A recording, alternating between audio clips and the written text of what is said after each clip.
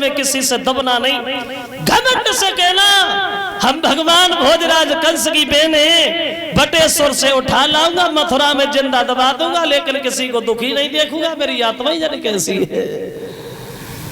अब चली है बारात मथुरा के लिए बटेश्वर से वसुदेव।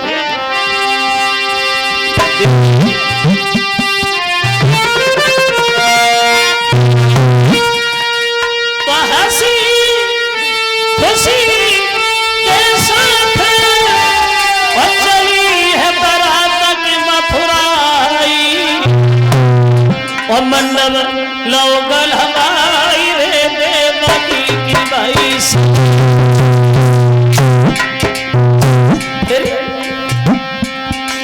अब भाई मेला से खुदा सुबह घूम के डालई करवाई,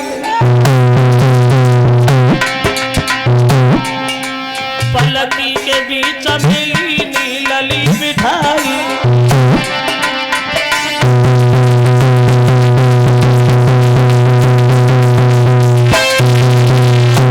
देवकी की वसुदेव से शादी भई और देवकी की संगई विदा भई, और ये देवकी पालकी में बैठ करके चली ससुराल में, तो लड़कियां विदाई में लग गई, देवकी को गीत गाने लगी, विदा करने लगी। अब देवकी भी बड़ा खुश है, ससुराल में जा रही है, बहुत खुश है, बहुत खुश है। ये देवकी रो के नहीं गई ससुराल में, जैसे आजकल लड़कियां ससुराल में जाती है तो रोती। पहले बताया ये गया है कि रोना चलता ही नहीं था, ये रोना शुरू हुआ है अभी थोड़े दिन पहले से, 1947 से पहले, जब ये हमारा देश गुलामी में था, मुसलमानों का अंग्रेजों का शासन था, तब हम हिंदुओं के साथ अच्छा बर्ताव नहीं बरता जाता था, तब से ही रोना चला। अब हमारे देश को आजादी तो मिल गई, लेकिन इस रोने से आजादी आज तक नहीं मिली। अब रोइबो का है, अब तो रोने की एक परंपरा सी बनी गई, जा पे रो आ तो सो रोवती, ना रो पाती सो रोवती, का करे चले वो तो है ही है। और कोई समझदार लड़की, पढ़ी लिखी लड़की ससुराल में जाए रोए ना तो और औरतें बच्चे नहीं ना लेन देती, ने को ना रोई, उल के बैठ गई जगह सन्नाटे रोना।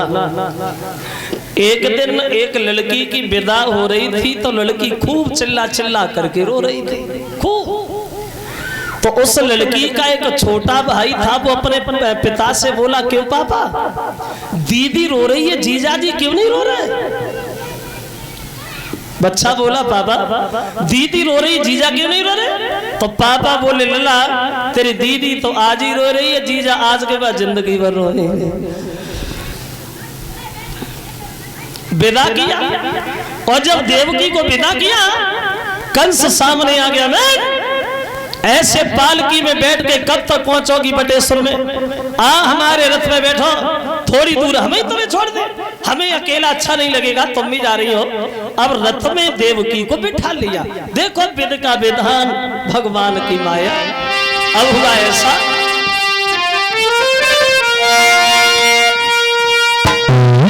तो रथ में देवकी बैठ गई और पीछे से एक रसाला है, बता दे पीछे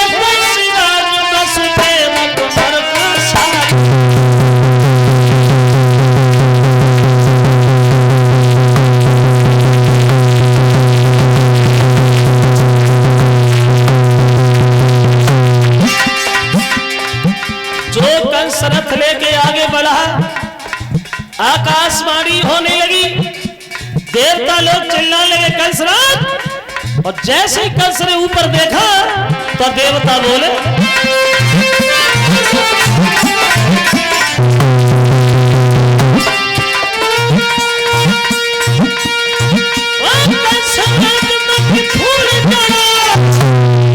ये फूला फूली मिल जाए।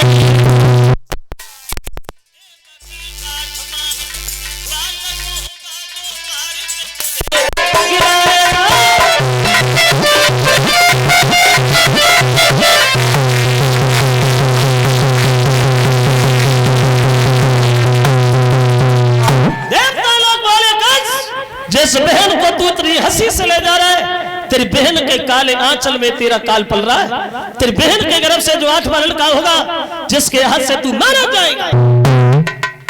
जो कंस ने ये शब्द सुने तो देवकी को केसों को पकड़ करके रथ के नीचे खींच लिया।